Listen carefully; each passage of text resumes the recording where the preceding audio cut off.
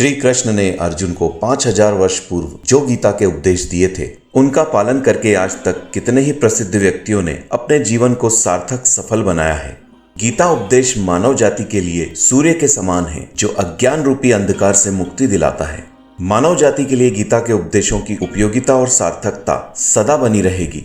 ये गीता उपदेश वो परम सत्य है जिसे अपनाकर हर व्यक्ति दुख क्लेश मुक्त होकर सफल जीवन व सुखद जीवन जी सकता है। आज मैं आपको गीता की ऐसी 15 बातें बताने जा रहा हूँ जिसके ज्ञान की हर व्यक्ति को जरूरत पड़ती है। मनुष्य का संघर्ष जितना बाहरी होता है, उतना ही आंतरिक भी चलता रहता है। सोच और कर्म का संतुलन ही सफल जीवन का मंत्र है। सही, गलत और उचित निर्णय की दुविधा में फंसे व्यक्ति को गीता के इन उपदेश से मानसिक संबल और धैर्य मिलता है। विश्वास की ताकत। तुम अपने विश्वासों की उपज हो। तुम जिस चीज में विश्वास करते हो, तुम वही बन जाते हो। जो स्वयं पर विश्वास करते हुए लक्ष्य की ओर बढ़ते रहते हैं, उन्हें सफलता जरूर मिलती है। अगर व्यक्ति अपने लक्ष्य के लिए कर्म में पूरे मन से लग जाता है और उसे कर्म करने से खुशी मिलती है, तो सफलता उससे दूर नहीं। मृत्यु से भय व्यर्थ है। हर व्यक्ति के मन में मृत्यु का भय होता है। इस संसार का जब से निर्माण हुआ है, तब से जन्म मृत्यु का चक्र चलता आ रहा है।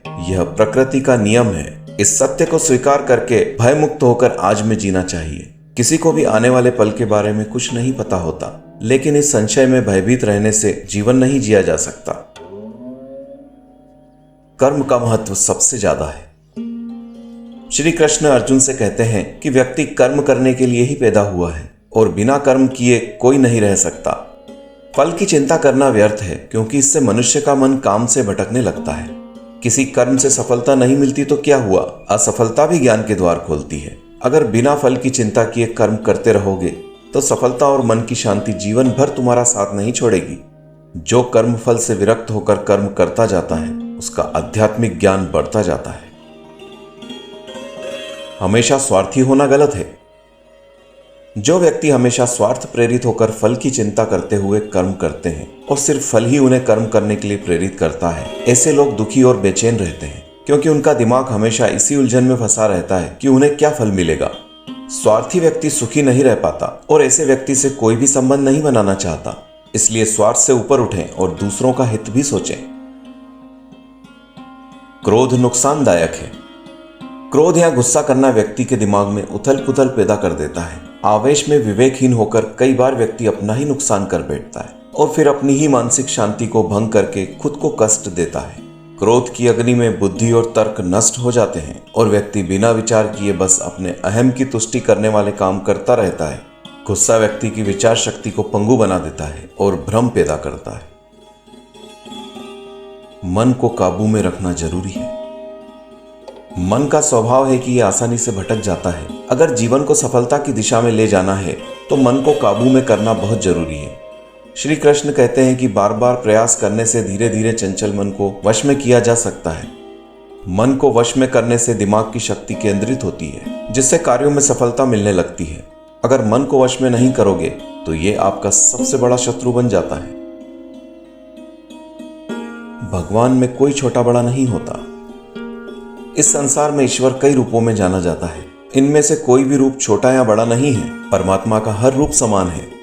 जैसे हर नदी अंत में सागर में जाकर मिलती है, वैसे ही हर धर्म, मत और संप्रदाय की धाराएं परमात्मा रूपी समुद्र में समा जाती हैं। यह संसार परमपिता का ही स्वरूप है। वो हर कण में विद्यमान है। कर्तव्य पालन जरूरी है। भगवान श्री कृष्ण उपदेश देते हैं कि हर व्यक्ति को अपने कर्तव्य का पालन करना चाहिए। यही धर्म है। अगर अपने कर्तव्य का पालन नहीं किया जाता है तो मन में अशांति और दुख प्राप्त होता है। अपनी पसंद नापसंद, मोह, बैर को किनारे रखकर अपना कर्तव्य करो। किसी अन्य व्यक्ति का कर्म आपको कितना भी आकर्षित करे, उसके प्रलोभन में ना आए। कष्ट में रहते हुए भी अपना कर्म करना दूसरे की नकल करने से श्रेष्ठ है।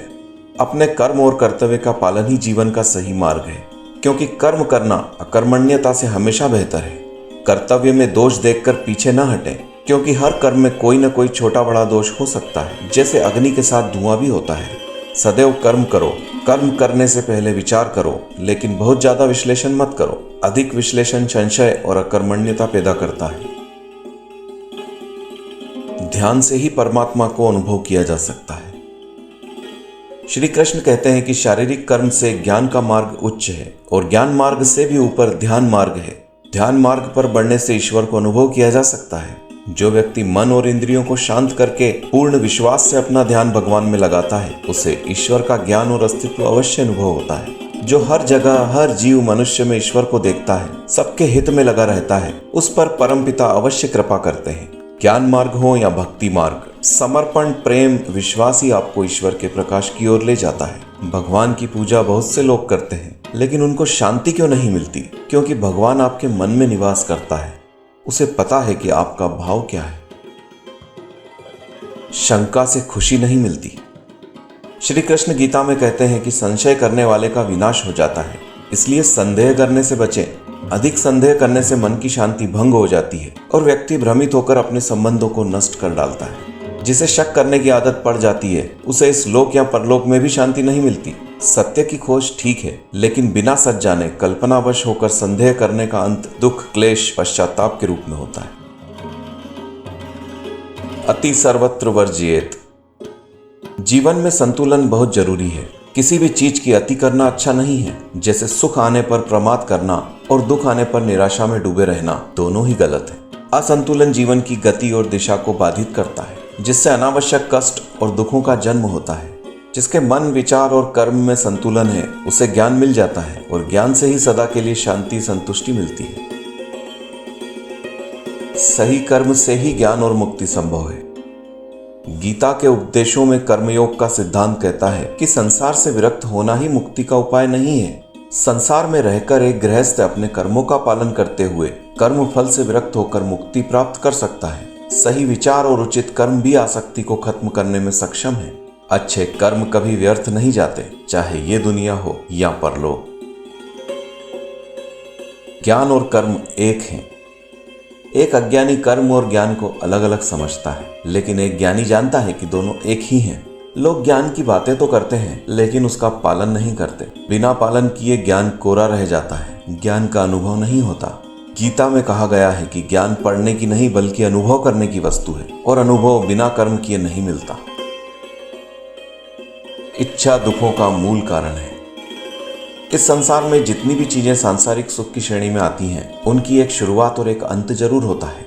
इन सांसारिक सुखों का अंत दुख, कष्ट और दुर्गति के रूप में होता है। इच्छाओं का अंत नहीं है। एक पूरी होती है तो दूसरी नई इच्छा आ जाती है। हर इच्छा से प्रेरित होकर कर्म करना गलत है, क्योंकि ऐसे तो अनुचित कार्य भी होंगे। इच्छाओं से विचलित न हो, उन्हें एक विरक्त दर्शक बनकर देखो और वे चली जाएंगी। भगवान ही सबसे बड़ा सहारा है। परम पिता ही एकमात्र हमारे आधार हैं और अपने हैं। इस संसार में कोई भी अकेला नहीं है। ईश्वर में विश्वास रखते हुए जो मनुष्य कर्म पथ पर बढ़ता जाता है, वो सदा शांति, सुख और मुक्ति पाता है। भूत और भविष्य की चिंता करना व्यर्थ है। वर्तमान ही सत्य है। जो भी पूर्ण रूप से ईश्वर की शरण में आता है, परमात्मा उसका कल्याण अवश्य करते हैं।